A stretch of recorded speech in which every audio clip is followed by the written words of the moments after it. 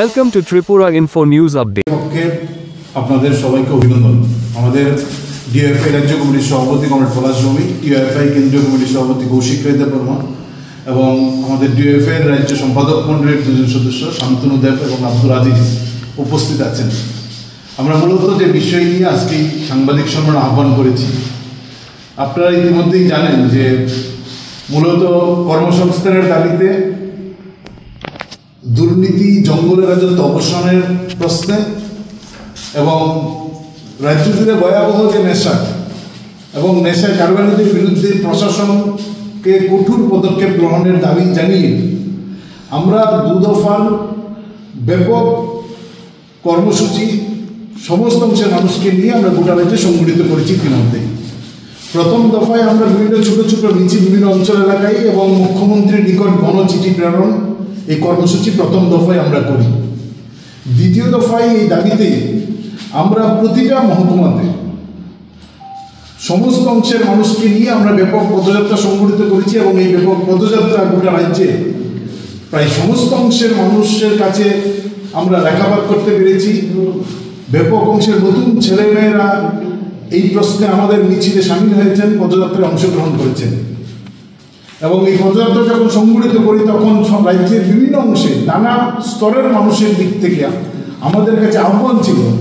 অনেকে আমাদের উপদেশ দিয়েছেন, প্রস্তাব দিয়েছেন যে আমরা যে দাবিতে এই লড়াইটা করছি এই লড়াইটা যেন আমরা আগামী দিনে জারি রাখি, নানা প্রশ্নে যেন মানুষকে নিয়ে এই লড়াইকে আমরা তীব্র করি।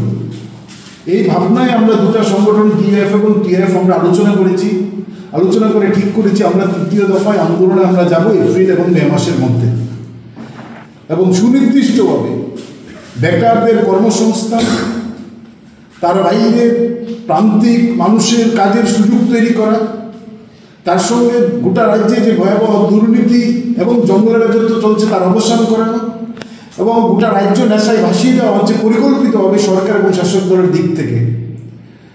এই নেশা এবং নেশা কারবারিদের বিরুদ্ধে কঠোর পদক্ষেপ গ্রহণ করার দাবি জানিয়ে আমরা ঠিক করেছি যে এপ্রিল মাসের শেষ থেকে মে মাসের প্রথম সপ্তাহ পর্যন্ত গোটা রাজ্যের 8টা জেলায় আমরা জেলা শাসক অফিস অভিযান সংগঠিত করব।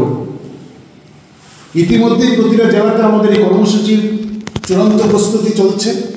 আমরা শুধুমাত্র নির্দিষ্ট তারিখে জেলা শাসকের অফিস অভিযান কর্মসূচি না, তাকে কেন্দ্র করে ছোট ছোট বাজারে নানা ধরনের কর্মসূচি আমরা সংগঠিত করা শুরু করছি এই সময়ের মধ্যে।